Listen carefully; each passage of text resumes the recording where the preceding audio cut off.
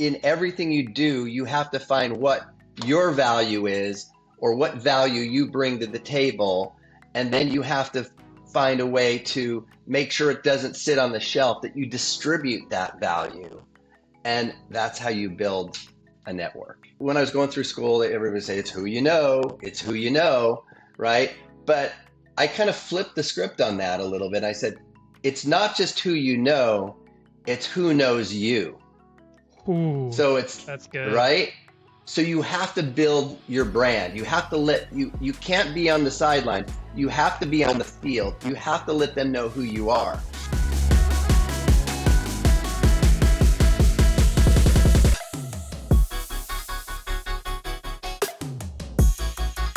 Hello, everybody, and welcome to the Hollywood Lot Life podcast, where we explore the ins and outs of the elusive entertainment industry.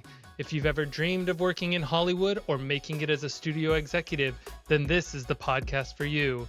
Please, before we start, smash the subscribe button and like the video. Whether you're looking at buying a new beachfront property listing in LA or just listening while you drive to work, a huge shout out to you for coming along with us. So today I have a special guest. It is Marc Hernandez. A little background on him is he is one of the most empathetic, innovative, conscientious, and connected agents in real estate industry today, ranked among the top 1.5% of real estate agents in the US. Hernandez's impressive roster of clients includes accountants, actors, attorneys, digital media, executives, directors, producers, showrunners, tech professionals, TV writers, and the like. You know, this is such a crazy list, Marc. Before we introduce you, I think it's great. I'm exhausted already from that list. It's amazing, but we're not here to talk about homes, but we're talking about entertainment. How do these two worlds combine for you? Well, I come from the entertainment business. I started right out of college by getting my license, my real estate license. I studied finance and business economics at USC here in Los Angeles. I thought I was going to get into the finance world. The professor suggested we get our license just to have it. And I did that. And before you know it, I went down the path of getting into the commercial real estate business, where I specialized in high-rise office buildings. And I eventually pivoted into real estate management, where I managed those buildings. And then at the end of the day, I loved what I did. I had a great job, but I wanted to do something more global. When you're in real estate and when you're managing property, if you're on site, your world is that property. And I wanted my world to be the world. So I thought entertainment. And I always was a big film buff and loved going to the movies, and had very wonderful memories of movies with my parents, specifically my mother. And so I said, you know what? I am going to pivot and go in a completely different direction. And I left the real estate business and headed to Hollywood to make my way into entertainment. Wow, that's crazy. Usually I feel like it's the other way around, where people come out of college to work into entertainment, but you did other things and then went into entertainment. Where did you start? What did you do? How did I break in? I went to the bookstore. And when I was at the bookstore, I looked for every book I could find on entertainment. And I came across this book, and it just spoke to me. It said, How to Make It in Hollywood by Linda Buzzell. And I purchased the book and I read it voraciously. I think I once caught myself reading it while driving. But after reading the book, which really kind of set up almost a step-by-step formula of how to pivot from another industry into the entertainment business, I looked up Linda Buzzell, said, I have to meet you. I'll pay you, whatever. Can we get together? So I drove to Beverly Hills. She had an office there on South Beverly Drive. And I showed her my resume, which was, I think I was about 33 years old at the time. And it was pretty impressive, my background in real estate brokerage and real estate management. And she said, nuh-uh. She says, we got to change this, because it was almost, I was coming in too hot, right? I had to edit it down so that I appeared to be more junior level than I was. And when you think about the average agent trainee or mailroom, you know, person in entertainment, they're people pretty much right out of college, right? So they're 22, 23 years old. And I was 33, so I was 10 years older. So we we edited it down. I started sending it out to the agencies. I wasn't getting much traction. And then I talked to a good friend of mine from USC who happened to be Stevie Wonder's personal accountant. And he says, "You were trying to get into entertainment?" I go, "Yeah." And he goes, "You open to music too?" I said, "Sure." And so he said, "Give this guy a call." So he gives me a number. I go, "Okay, what's his name?" And he says, "Kerry." So I write his name down, Kerry. And I said, "What's his last name?" He says, "Gordy." I go, "Gordy." And I thought about it for a minute. I go, "Wait, like Barry Gordy?" And he's like, "Yeah, it's his son, Barry Gordy, the founder of Motown." So I'm like, "Okay, let's go." So I called him and he happened to be looking for some help. I drove up to the Hollywood Hills, met him at his home, beautiful home, and we really hit it off. Had a nice meeting and everything. Told me what he needed help, with making tape recordings and working in the studio with him, and running errands and whatnot. And at the end of the interview, he said, "Okay." I said, "Well, how much?" And he said, "Oh, I can't pay you anything. I'm just kind of looking for more of an intern thing." I thought about it. I thought, wow, this is decision time. And I shook his hand. I said, "I'll give you 2 months." And he said, "Okay." So I literally went home at the end of that day. I pulled up my resume. I added Kerry Gordy Productions and 3 bullet points onto it of the things that I would be doing, right? And I started continue to send it to other places. Within about a week, I met a friend of his who happened to be a talent manager for daytime TV, talent agent. She staffed daytime TV, and she used to come over and hang out with Carrie. And so I asked her about her business and whatnot, and she mentioned something about needing help. I said, "Oh, you know, I might be able to help you," because I wasn't working every day for Carrie. I think I was working like 3 days a week. And then she goes, "Oh," I said, "Could I come over, Tuesdays and Thursdays?" And she said, "Let's do it." And so I said, "I'll give you 2 months." And she goes, "Great." I went home. I put talent agent trainee on top of Kerry Gorey Productions. Start sending it out. And before too long, I got a call from UTA, United Talent Agency, and I got an interview. Holy cow.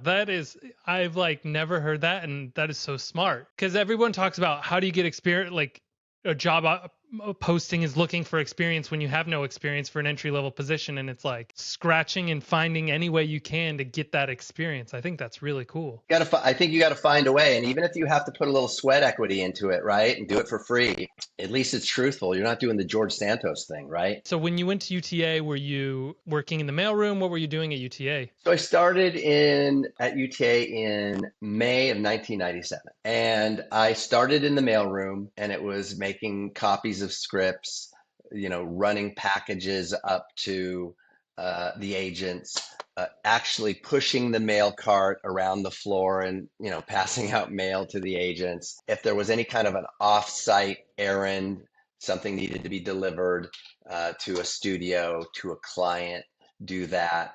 And then we started, you start right away at reading scripts because, the agents will send scripts to the script library, and they had people that were script readers, but they couldn't always handle the inflow. So then they would hand some of the screenplays off to the people in the mailroom. And so then we'd have to read the screenplays and then write coverage of the screenplays. There was an article written about you. Was it in the LA Times? What do you recall the full article that you sent me that I was Yeah, blown away by? I do. I do. It was called The Low and the Mighty: How Hollywood Assistants Control or Run or Hollywood, or something like that. I had already left UTA. I was working for a small production management company called Zide Perry, and I got a call from a staff writer named Lorenzo Munoz. I believe she's now an executive at Amazon Studios. And she said, "Hey, we're doing an article about Hollywood assistants and how they're the hub of information. And everybody I talk to says I should talk to you." And so I said, "Great." So, she interviewed me on the phone, and we spent about an hour and asked me all kinds of questions and things, and then asked me if she could send a photographer out to my apartment to take a photo. So we set up the desk and put, screenplays on it, and Daily Variety and Hollywood Reporter on the other one had a picture of me on the phone, and the article came out in the print edition of the LA Times. They used to have a Sunday feature called Calendar, which was more like, social lifestyle. And the article was the feature article, front page, with the title and some kind of an image. It wasn't of me; it was of like a map of of the studios and stuff. And then you open it up, and then the very first words on the article, Marc Hernandez isn't a name you've probably heard of. And then it went on. It's pretty That cool. is a that is a great way to start an article. It's still on the internet too. You can, but it's not easy to find. You have to write Low and the Mighty, LA Times, Marc Hernandez, then you'll find it. How about this? I will put it in the show description below. So if anyone at home is watching this and wants to read that article, the link will just be down below. How does that sound? That's a great idea. Okay, that's Thank perfect. you. And how did you go about getting all these contacts and getting to know Yeah. everybody in the industry? So I have an email. I'm in real estate now, as you mentioned, and I have an email newsletter that goes out to just over 17,000 people nationwide. And the reason I'm mentioning that is like 30 years later or whatever, email marketing for me started when I was an assistant at UTA. So UTA used to have, and they still do, I believe, um, a great list called the UTA job list. And it's basically, it was a Word document, probably 20 pages of jobs in Hollywood, right? So let's say a director is looking for an assistant or a producer or a studio exec or whatnot. They would call, the agents and the partners at UTA would talk to each other and, hey, I need someone. Da, da, da. Hey, put it on the job list. So we put it on the job list, and that that list was coveted. It was gold, right? Because it's not easy to break into Hollywood. So if you can get a list that shows everybody that's looking, hello, right? So I used to take the job list, and we would roll 100 calls a day, right, for our bosses. So let's say you're an assistant and I'm an assistant, and hey, it's my boss's name was David Cantor. Hey, it's David Cantor calling for your boss, and you go, hold on, he's on a line, and we start talking. And I'd say, hey, Jackson, what's your email address? And you go, jackson.murdoch@fox.com. Take it down. Well, you do that 50 times a day, you start building a list, right? So I start sending out the list to myself, BCC, everybody that I start building. When I first got to Hollywood, I knew one person, a fraternity brother of mine from USC, Michael Beckner, who was a screenwriter, and he wrote Spy Game with Brad Pitt and Robert Redford, and he wrote Sniper, and then he created what was the show? The Agency, a show about the CIA for CBS. And so I only knew one person, but after like the first year at UTA, I think I had amassed an email list of about 3,500 people that it was going to. And I guarded my list, I managed it, I curated it, I took off, when people left and I got, bounce backs, I removed them. Um, and I took it very seriously. And I remember one day I get a call from an agent, and he goes, Hernandez, and I go, yeah. And he says, come see me. So I went to his office, and I go, hey, what's going on? And he said, what's this list you're sending out? Uh, and oh, no, no, no, I take that back. After I started sending the job list out, I found this really cool website called scriptsales.com. This was in the day of spec scripts when they were slinging them left and right and they were selling for 1 million, 2 million, whatnot, right? So I found this list, and I would basically it was a table. I would copy the table of the sales for that week, put it in my own document, and then I would send it out to those 3,500 people along with the job list. So now I'm creating real value, right? Jobs and information, that people in our business want to know. So then that agent called me in and he said, "What's this list you're sending out?" "Oh, it's script sales." And he said, "Send it to me." And he said, "I just was speaking with a VP over at New Line, and he said that a few of his creative executives want to be on your list." I'm like, I thought I was getting in trouble for something, and he's like, "No, it's pretty cool. Like, add me to it," kind of thing. So, I think if I have to look back and say, what's the takeaway there? It's in everything you do, you have to find what your value is or what value you bring to the table, and then you have to find a way to make sure it doesn't sit on the shelf, that you distribute that value. And that's how you build a network. Wow, that is some solid advice. I'm just thinking about like, so many people who are either entry level in entertainment that are like, I don't know how to get to the next level, but all of these names are crossing their desk and they don't ever think to use that information to their advantage. Here's another, you're right. You're right. Here's another thing that I would say, because I'm thinking about like who might be assistants right now, right? Yeah. So I'm trying to go back. Um, One of the things that I noticed is, okay, so one of the things I believe in, it's, they all when I was going through school, everybody would say it's who you know, right? But I kind of flipped the script on that a little bit. I said, it's not just who you know, it's who knows you. Ooh, So it's that's good. right.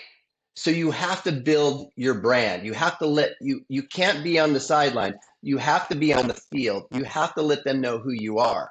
So I remember, I was in at a row of desks of assistants, and then the agents were on the perimeter in glass offices. And you'd hear the other agents, "Hey, hey, this is John in so and so's office. Hey, this is Jane in so and so's office." And I'm like, everybody was on a first name basis, and Johns and Janes come and go, right? And you could have an A-list actor or director calling you, right? I want that person to know I'm here. So I always use my first and last name. Marc Hernandez in David Canner's office, right? Mm. So start right away at letting people know your first name, your last name, who you are, what you believe in, what you're interested in, and what your personal brand is right from the start. Otherwise, you'll fade away. So you leave UTA. What made you leave? Where did you go next? Kind of keep going on this path. I was at UTA for about 2.5 years, and because I was a late bloomer there and got in my 30s, I couldn't be there forever, right? And the average tenure as an assistant before getting promoted to an agent was like 10 years, right? So if you're 22 and you work as an assistant, at 32 you get made an agent. And again, that number is not hard and fast, but just on average, right? You have that kind of time. But if I'm 33, I can't be made an agent at 43, right? It's just too long. So I had to pivot. And so I heard about a job at Zyde Perry Entertainment to be a literary manager. And I knew some people over there. A good friend of mine was there, and she told me to come in for an interview. And so I went in for an interview. I got the job. It was in the middle of a writer's strike. So I didn't have much luck trying to negotiate a decent salary. It wasn't a very strong salary, but I mean, I took it. And I started while I was there, I started utilizing, this would have been about 2000, right around 2000. And there were a lot of online chat rooms. This is not long after AOL and AOL chat rooms and all that. And so I started putting out a kind of a copy and pastable, hey, I'm a literary manager at Zide Perry looking for material. And then I listed a list of genres I'm looking for. And I started getting, like, literally, the mailman would bring one of those hand truck dolly carts filled with packages of scripts to my desk at the office. I don't think my boss liked that too much. It was just a little overwhelming. But anyway, I was at Zide Perry for about a year. And then after that, um, the digital side of entertainment was starting to take off, right? Because up until then, everything was at the cinema, at the theater. But now we're starting to see things happening on your desktop. And so then I pivoted over into kind of the digital side of entertainment. I went to work for a company called Showbiz Data. They're no longer around, but think of like IMDb Pro. So they tracked information that was in development, in production.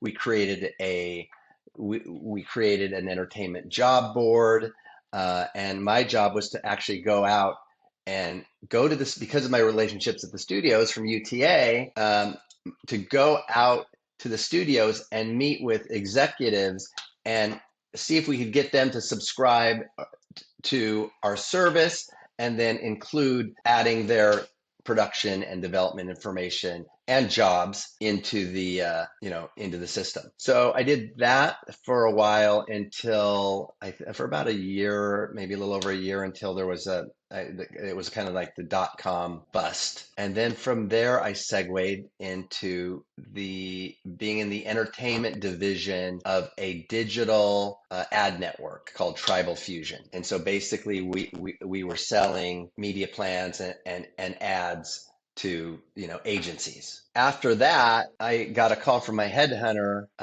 wonderful headhunter. Her name's Bib Scott. I think she still does headhunting, recruiting, I should say.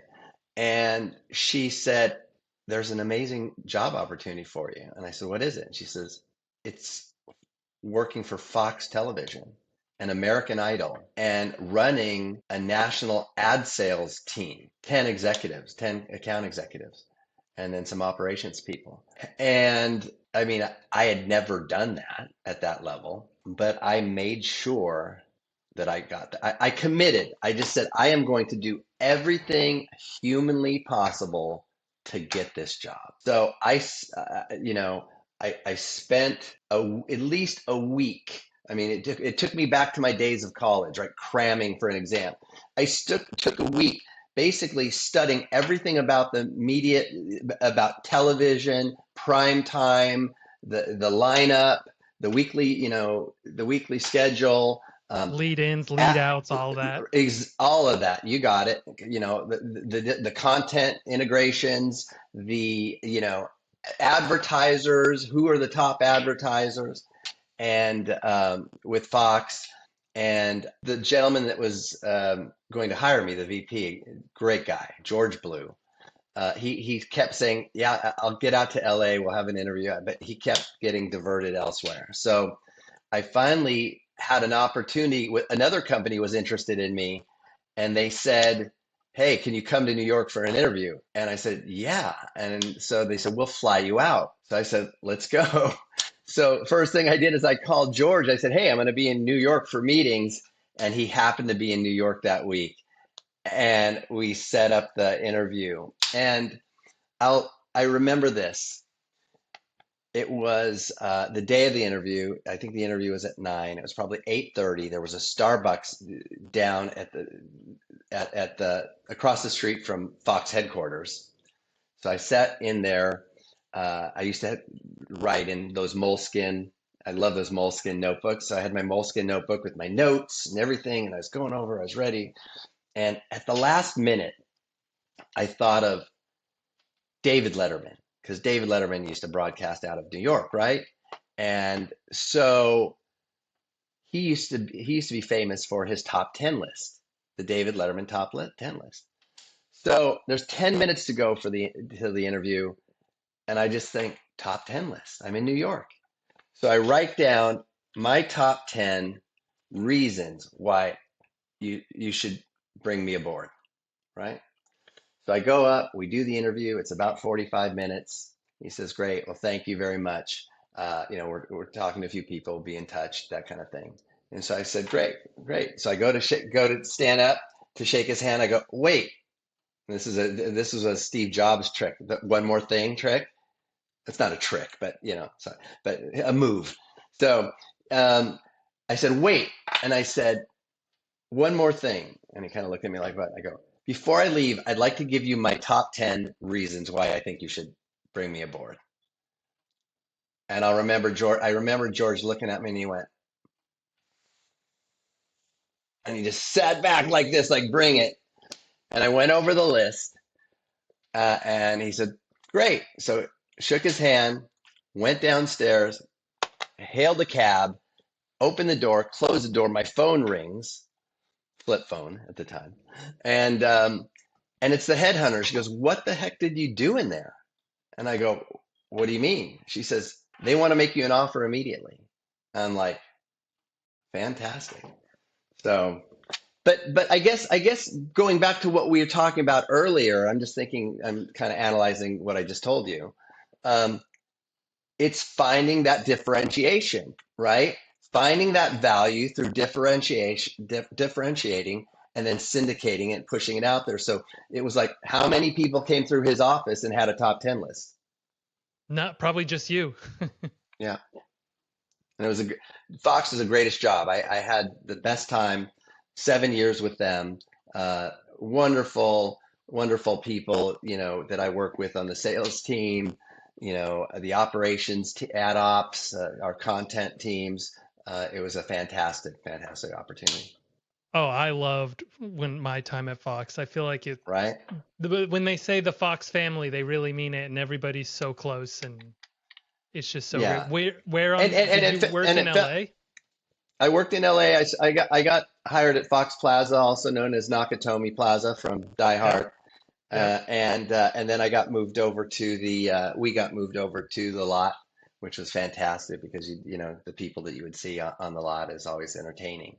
Um, and yeah, the thing I liked about Fox is um, that it felt corporate, but it didn't feel corporate. It was very Totally, kind of entrepreneurial, right? And totally. I mean, they let you, you didn't feel like, you know, a machine in there. I mean, they let you do your thing. A lot of the departments were kind of siloed and they worked together and collaborated, but it wasn't too overly structured. And I don't think I would have liked if it was overly structured. So cool that we both have that in common. I know. I'm just thinking.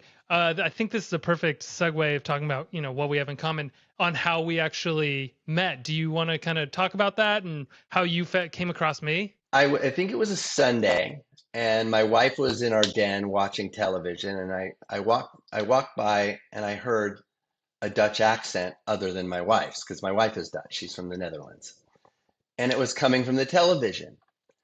And I look in and I go, "Are they in Holland?" And she goes, "Yeah." And I see this agent, and it has her name, like a real estate agent. Her name is Floor Feinberg, and she's leading this young couple through and looking at these three homes. So I sit down. I sit down with my wife. I go, "This is cool," and we get into it because this young couple was Jackson and Hannah, and they were looking at homes in Utrecht and in Sertogenbos and maybe another one in Den Bosch, right? Two in Den Bosch and one in Utrecht. And so we sat down there and we watched it. And I thought, how cool, that's cool. And then we're like rooting. We're like, I know, I think he's going to go for the one with the beam in it. Yeah. And look who's sitting with the beam in his back at his back. And so literally right after that, Floyd was walking this young couple around, and then after that, I went on LinkedIn. I sent her an invite, and then I remembered Jackson. I looked you up, and saw that you had this. You had mentioned, I think you had mentioned Hollywood Lot Life on the show, or it had it on the bumper or something, and um, And so I sent you not only a LinkedIn invite, but I also sent you a message through LinkedIn and said, "Hey, I saw you on the show. My wife's from Holland. I see that you used to work in Hollywood. I used to work in Hollywood. I'm now a real estate agent, and I would love to connect with you. And I see that you're doing a podcast. I often am invited to be a guest on podcasts. I'm doing more and more of those. I would love if you'd have me be on yours. And here we are." Yeah, that's exactly why I brought you on. I think you're the perfect example of networking, and I feel like we could just do a whole episode alone on just talking about networking and the ins and outs and tips and tricks because I feel like you're just a wealth of knowledge there on networking and what to do. But I guess you're no longer still working in entertainment. I kind of want to put a sunset per se on your time in entertainment. Where did you I'm last? not, but I'm not, but I am Okay. because of that's where I come from, and Yeah. that's where my sphere of influence is, as they say. Um, Many of I'm in the sports and entertainment division at Compass because of this, but many of my clients are writers, producers, directors, A-list talent, entertainment attorneys, business managers, working with a lot of the people from the industry, and whenever I can help them in the real estate way, I do, and if ever I can help them by connecting people in the entertainment way, I do. Hmm. What made you kind of step away from it all, or at least the entertainment industry, to go back into real estate? Well, I'd been with Fox for 7 years, and as I said, it was an amazing experience. And at the end of that 7 years, I think American Idol which was a big breadwinner for the network, was in its 13th or 14th season. So ratings were starting to decline. So at that time, the network decided to do a reduction in force of about 25%, and I was part of that. Um, and it was bittersweet, of course. I mean, I understood it. Corporate life isn't forever, right? You get to a point where it's time to bring in new blood, and the story continues, right? So I was part of that reduction. So I wanted to do something career wise that would give me the freedom to like go to a 3 o'clock recital or something like that. In corporate America, right, you can't get away. It's like that's everything. So I wanted to have that freedom, and I wanted to have the ability to make my own living, like for, I mean, for the rest, forever. I mean, not forever, but my third chapter, if you will. So, um, and so I decided to be an entrepreneur. I decided to reactivate the California state real estate license, and I figured that, gosh, I know a lot of people in entertainment. I live in Hollywood, in the Hollywood Hills. A lot of nice houses that are worth a pretty penny around, and you can make a pretty handsome living selling luxury real estate in LA. And so I reactivated that license and sent it out and got into a firm pre-Compass, and eventually was recruited by Compass, and I'm here now. Well, I mean, your background of getting so many contacts and networking so well, I'm sure helps you out so much with what you currently do that, like you said, in entertainment, it almost is a transition that, some people see so stark, but for you, it's all just one linear thing. And I think I just want to end this with one last little great nugget of I want to jump back into the networking because I just think it's so gold what you've got there. How do you stick out in a crowd when it comes to networking and meeting people when you feel like everybody around you's better at it than you? Well, first of all, I wear black. Mm. Everything I do, I wear black. That's my brand. If you look me up on Instagram, if you look me up on LinkedIn, if you go to, type in Marc Hernandez Compass, and you see my webpage there, black. That's my brand. And I did that. When I was with Douglas Elliman, and I used to wear, blue sport coats and kind of business casual, right? Jeans and black shoes and whatnot. And I realized that there were a lot of agents out there that had that look. And I wanted my brand and what I do to be seen as different, to have a little grit to it, have a little edge to it. I love music. I love rock and roll. I love the Sunset Strip. So I kind of wanted to have kind of a little bit of a rock vibe going rather than a corporate vibe going. So that was number one. But how do I stick out? So I wear black. I lead with energy. I lead with a lot of like interest and curiosity. I'm not shy. So if you're talking to in a group, I'm not afraid to walk right up and just go, hey, what are you guys talking about? You know, just do that. Just walk up. Oh, hey, what are you guys talking about? Oh, we were just talking about, the entertainment business, whatnot. So, uh, big energy, wear black, and I just make sure that I connect with a lot of people and show a lot of interest, show a lot of curiosity. And when I join that group, I ask questions. I'm not the one that joins your group and then starts talking about me, blah, blah, blah. Right? So that's how I do it. I think, of all the times anything good has happened to me, it's because of my curiosity and whatever somebody else was doing that reciprocated back to me. So I think that's, great advice. Let's say you're out of college, or you're working a job in a different industry and you want to break into Hollywood. I would say the first thing is that you want to know who you are and know what you want, and just commit to that. Like obsessively commit to that. Like burn the boat.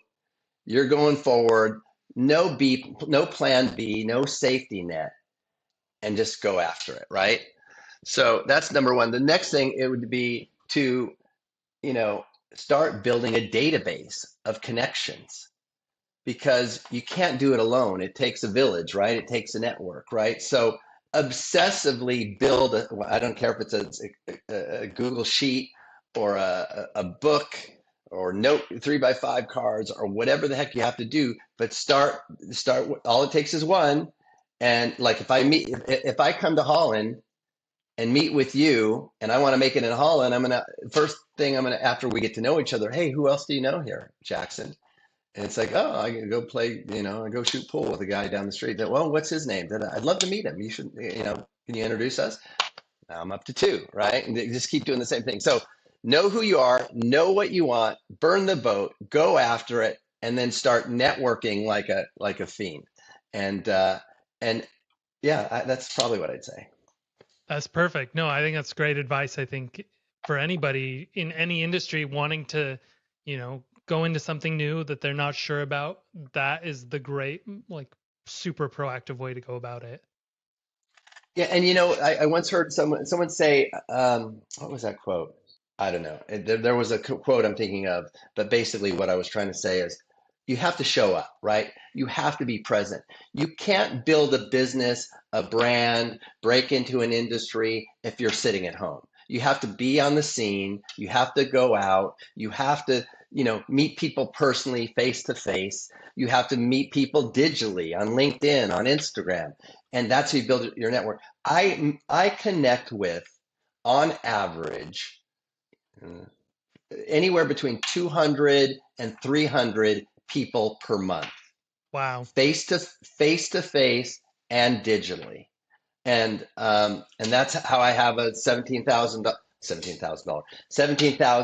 subscriber email called The Beat, from Beverly Hills, LA and beyond. It's a creative lifestyle newsletter, not your typical real estate newsletter that says, hey, market update, hey, just listed, just sold. It's lifestyle. It's like reading LA Magazine, but it's not like LA that. Magazine.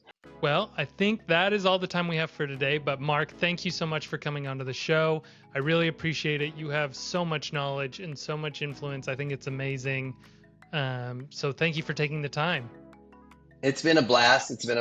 I really loved doing this. Doing it across the pond, so they say. Two different countries. Give my best to Hannah. Say hello to Flor for me, and yeah, if you ever need anything, let me know. I'm here for you. Perfect. Thank you, Mark. And for those at home listening and watching, I'd love it if you subscribe to my channel. I'll leave links below to Mark's issues that he's been in, and if you want to join that that newsletter, I'll also leave a link down below for you to click on if you want to join that as well. And we'll see you on the next one. Thanks, everybody.